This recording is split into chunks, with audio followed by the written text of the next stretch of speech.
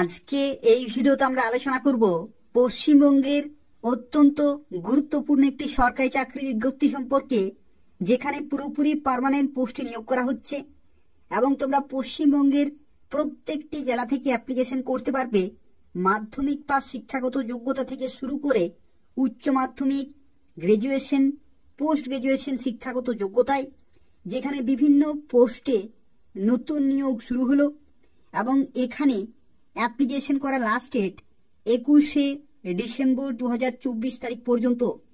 এবং দেখো, আজকে যে বিজ্ঞপ্তি সম্পর্কে আলোচনা করছি এটি হচ্ছে জেলা আদালতের তরফ থেকে নিয়োগ শুরু হলো এবং তোমরা অ্যাপ্লিকেশন করতে পারবে 18 থেকে 39 বছর পর্যন্ত। এবং এখানে তোমরা শুরুতেই বেতন পেয়ে যাবে 32,100 টাকা। পুরোপুরি পার্মানেন্ট রয়েছে। রোপা 2019-এর পে স্কেলে তোমরা বেতন পাবে এবং ডিএ, এইচআরএ থেকে শুরু করে বিভিন্ন অ্যালাউন্স এবং বিভিন্ন বেনিফিটসগুলো পেয়ে যাবে। তো সেক্ষেত্রে এই ভিডিওটি পুরোপুরি দেখো এবং প্রত্যেকেই অবশ্যই অ্যাপ্লিকেশন করে দেবে। আজকে এই ভিডিওতে এই নিয়োগ সংক্রান্ত যা কিছু তথ্য রয়েছে সেই সম্পর্কে আলোচনা করব। অর্থাৎ কোন কোন পোস্টে নতুন নিয়োগ শুরু হলো, তোমরা কিভাবে অ্যাপ্লিকেশন করতে পারবে, সিলেকশন প্রসেস থেকে শুরু করে বেতন কাঠামো, অ্যাপ্লিকেশন ফি, প্রত্যেকটি তথ্য সম্পর্কে আলোচনা করব। যারা ভিডিও দেখছো অবশ্যই লাইক করে দেবে, শেয়ার করে দেবে এবং এই ধরনের নিয়মিত চাকরি বিজ্ঞপ্তিগুলি পাওয়ার জন্য অবশ্যই চ্যানেলটি সাবস্ক্রাইব করে রাখো। এই চ্যানেল থেকে তোমরা পশ্চিমবঙ্গের এবং কেন্দ্রীয় সরকারের গুরুত্বপূর্ণ চাকরি বিজ্ঞপ্তিগুলি সময় মতো পেয়ে যাবে। তো দেখো, আজকে যে বিজ্ঞপ্তি সম্পর্কে এই ভিডিওতে আমরা আলোচনা করছি, যেখানে পুরোপুরি পার্মানেন্ট পোস্টে নিয়োগ করা হচ্ছে, সম্পূর্ণভাবে সরকারি চাকরি রয়েছে এবং তোমরা পশ্চিমবঙ্গের প্রত্যেকটি জেলা থেকেই, অর্থাৎ 23টি জেলা থেকে প্রত্যেকে অ্যাপ্লিকেশন করতে পারবে। তো দেখো, এই যে বিজ্ঞপ্তি রয়েছে এটি হচ্ছে office of the district and sessions জাজ, ঝাড়গ্রাম, অর্থাৎ ঝাড়গ্রাম জেলাতে এই বিজ্ঞপ্তি প্রকাশিত হয়েছে, যেখানে ইংলিশ ডিপার্টমেন্টের তরফ থেকে বিজ্ঞপ্তি প্রকাশিত হয়েছে 22শে নভেম্বর 2024 তারিখে। এবং দেখো, এখানে যে সমস্ত পোস্টে নিয়োগ করা হচ্ছে প্রত্যেকটি পোস্ট সম্পর্কে সম্পূর্ণভাবে আলোচনা করব। পুরোপুরি ভিডিওটি দেখতে থাকো। তো দেখো, এখানে যারা অ্যাপ্লিকেশন করবে তাদের ক্ষেত্রে জানিয়ে রাখি বয়সের লিমিট কি রাখা হয়েছে। তো বয়সের লিমিটের ক্ষেত্রে দেখো, মিনিমাম 18 বছর থেকে ম্যাক্সিমাম 39 বছর পর্যন্ত তোমরা এখানে অ্যাপ্লিকেশন করতে পারবে। এবং তার সাথে সাথে দেখো, এটা ক্যালকুলেট করা হবে 1 জানুয়ারি 2024 ডেট অনুসারে, অর্থাৎ এই নির্দিষ্ট ডেটে মিনিমাম এবং ম্যাক্সিমাম বয়সের মধ্যে থাকতে হবে। এবং দেখো, এখানে বলা হচ্ছে বয়সের ছাড় কিন্তু তোমরা 5 বছরের ছাড় পেয়ে যাবে যদি তুমি SC ST হয়ে থাকো তাহলে।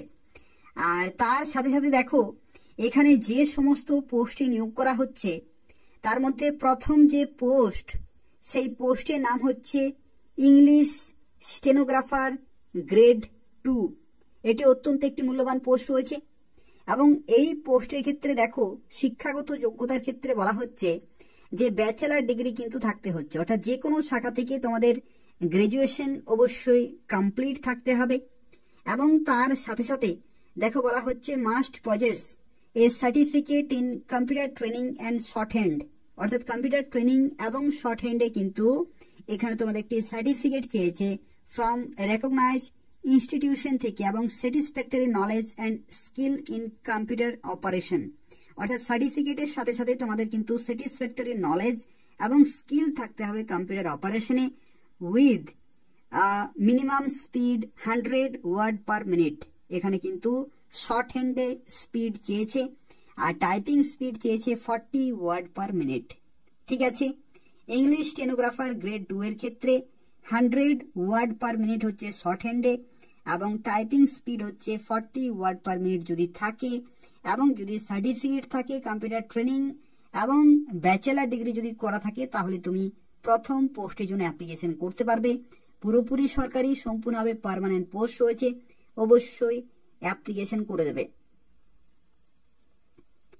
পরবর্তী দেখো, যে পোস্টে নিয়োগ করা হচ্ছে সেই পোস্টের নাম হচ্ছে ইংলিশ স্টেনোগ্রাফার গ্রেড 3। এটিও আরো একটি মূল্যবান পোস্ট রয়েছে, যেখানে দেখো বলা হচ্ছে শিক্ষাগত যোগ্যতা কিন্তু মাধ্যমিক পাস বা ইকুইভ্যালেন্ট, অর্থাৎ মাধ্যমিক বা সমতুল্য কোয়ালিফিকেশন থাকতে হচ্ছে, অর্থাৎ মাধ্যমিক পাস যদি তুমি করে থাকো, এবং তার সাথে সাথে must possess certificate in computer training এবং শর্ট হ্যান্ডে তোমাদের দেখো এখানে স্যাটিসফ্যাক্টরি নলেজ এবং স্কিল ইন কম্পিউটার অপারেশনে মিনিমাম স্পিড বলা হচ্ছে শর্ট হ্যান্ডে 80 ওয়ার্ড পার মিনিট এবং টাইপিং স্পিড থাকতে হচ্ছে 30 ওয়ার্ড পার মিনিট। অর্থাৎ এই স্পিড যদি থাকে আর যদি তোমার কম্পিউটার সার্টিফিকেট থাকে এবং মাধ্যমিক পাস যদি তুমি মিনিমাম করে থাকো তাহলে এখানে অবশ্যই অ্যাপ্লিকেশন করতে পারবে। তো সেক্ষেত্রে এই দুই ধরনের পোস্টে নিয়োগ করা হচ্ছে। যদি শিক্ষাগত যোগ্যতা থাকে তাহলে অবশ্যই অ্যাপ্লিকেশন করে দেবে। দেখো এখানে যারা অ্যাপ্লিকেশন করবে এখানে একটি তথ্য তোমাদের জানিয়ে রাখি। দেখো অ্যাপ্লিকেশন ফি এখানে কি রকমের রয়েছে। অ্যাপ্লিকেশন ফি এর ক্ষেত্রে ইডব্লিউএস ইসি ক্যাটাগরিতে 600 টাকা, আর এসসি এসটি দের ক্ষেত্রে এখানে কিন্তু 600 টাকা, অর্থাৎ প্রত্যেকের ক্ষেত্রে এখানে 600 টাকা অ্যাপ্লিকেশন ফি লাগছে। এবং দেখো এখানে বলা হচ্ছে eligible candidate may submit neatly typed অথবা কম্পিউটারাইজড অ্যাপ্লিকেশনস অন প্লেন পেপারে। তোমাদের কিন্তু যে লিগ্যাল সাইজ এই নির্দিষ্ট সাইজে কিন্তু প্লেন পেপারে বা টাইপড তোমাদের কিন্তু ফর্মটি তোমাদের রেডি করতে হবে। এবং এই যে নির্দিষ্ট ডিস্ট্রিক্ট জাজ cum chairman staff recruitment committee Jhargram এই লোকেশনে তোমাদের কিন্তু পাঠাতে হবে।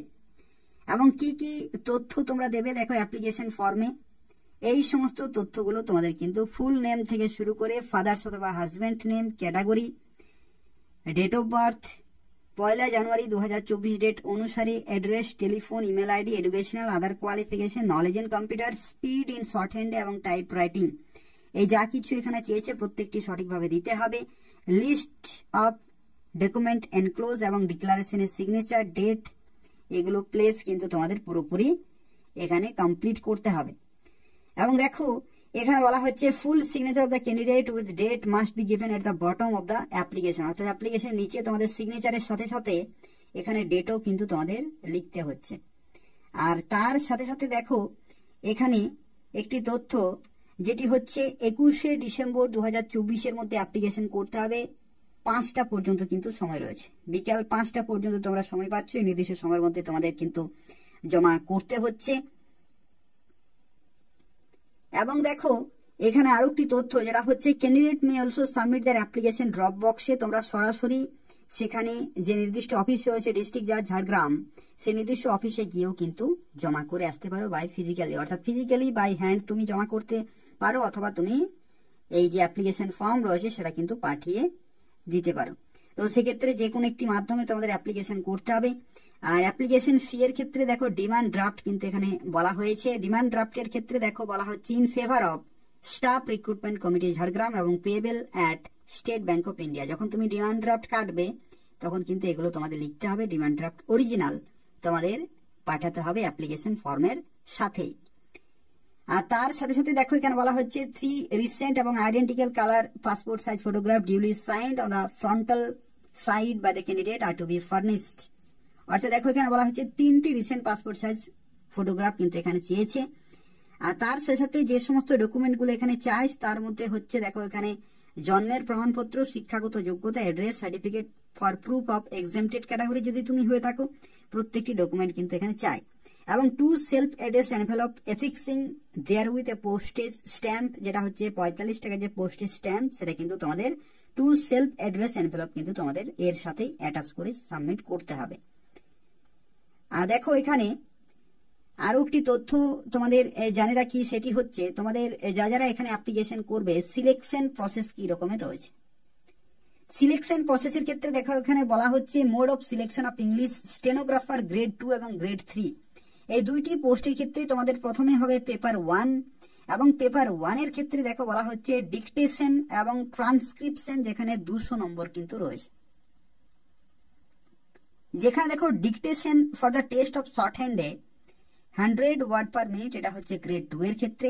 আর গ্রেড 3 এর ক্ষেত্রে 80 word per minute for 5 minutes followed by transcription of the text by the candidate in their own handwriting for 45 minute কিন্তু এখানে সময় দেয়া হবে। ঠিক আছে। এবং দেখো পরবর্তী বলা হচ্ছে there will be an interval of 10 minute immediately after the dictation for verification, অর্থাৎ ভেরিফিকেশনের সময় কিন্তু 10 মিনিট সময় থাকছে। তো এই হচ্ছে প্রথম stage on the successful candidate of paper 1 examination shall be call for paper 2। অর্থাৎ যারা পেপার 1-এ যারা সাকসেসফুলি যারা শর্ট লিস্টেড হবে তাদেরকে কিন্তু ডাকা হবে পেপার 2 এর ক্ষেত্রে। এবং পেপার 2 এর ক্ষেত্রে দেখো এখানে বলা হচ্ছে টাইপিং ইন কম্পিউটার, অর্থাৎ এখানে যে সমস্ত স্কিলগুলি চেয়েছে শর্ট হ্যান্ডে এবং টাইপ রাইটিং, সেই নির্দিষ্ট স্কিলগুলো তোমাদের কিন্তু ভেরিফাই করা হবে। ঠিক আছে, এখানে দেখো 100 মার্কস কিন্তু রয়েছে। এখানে বলা হচ্ছে যে 100 মার্কসেই তোমাদের 40 ওয়ার্ড পার মিনিট গ্রেড 2 এর ক্ষেত্রে, আর গ্রেড 3 এর ক্ষেত্রে 30 ওয়ার্ড পার মিনিট কিন্তু এখানে চেয়েছে। The candidate will get 2 minute time for practice with the computer prior to the commencement of the test. অর্থাৎ 2 মিনিট তোমরা কিন্তু সময় পাবে প্র্যাকটিস করার জন্য। এবং এই যে তোমাদের টাইপিং যেটা হবে সেটা কিন্তু 10 মিনিটের হবে।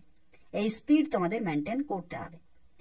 এগুলো গুরুত্বপূর্ণ একটি চাকরি রয়েছে। এবং এখানে তোমাদের জানে কি যারা অ্যাপ্লিকেশন করবে তাদের ক্ষেত্রে বলে রাখি, এখানে এই সমস্ত স্পিডগুলি যদি তোমাদের থাকে তাহলে কিন্তু খুব সহজেই তুমি এই সমস্ত গুরুত্বপূর্ণ পোস্টে চাকরি পেতে পারো। তার কারণ হচ্ছে কি ম্যাক্সিমাম ক্যান্ডিডেটের এই সমস্ত স্পিডগুলো থাকে না। তো সেক্ষেত্রে তোমাদের যারা বিভিন্ন চাকরি পরীক্ষার জন্য প্রস্তুতি নিচ্ছ, শর্ট হ্যান্ডে এবং টাইপ রাইটিংয়ে তোমরা কিন্তু স্পিড অবশ্যই মেনটেন করবে। বিভিন্ন বিজ্ঞপ্তি জারি হয়ে থাকে, সেই সমস্ত বিজ্ঞপ্তিগুলির জন্য তোমরা তখন কিন্তু অ্যাপ্লিকেশন করতে পারবে। দেখো এখানে পরবর্তী এখানে পার্সোনালিটি টেস্ট হবে। এবং এখানে বলা হচ্ছে যে পেপার 1 এবং পেপার 2-তে যারা সাকসেসফুল হবে শর্ট লিস্টেড হবে তাদেরকে কিন্তু 30 নম্বরের পার্সোনালিটি টেস্টে ডাকা হবে। On the basis of the result of paper 1, paper 2 এবং personality test the final panel will be prepared. অর্থাৎ যে ফাইনাল মেরিট লিস্ট সেটা কিন্তু পেপার 1, পেপার 2 এবং পার্সোনালিটি টেস্টের যে টোটাল নম্বর সেই নম্বরের ভিত্তিতে তৈরি করা হবে। তো এই হচ্ছে সম্পূর্ণ তথ্য। যারা অ্যাপ্লিকেশন করবে এই নির্দিষ্ট সময়ের মধ্যে তোমাদের কিন্তু পাঠাতে হবে। এবং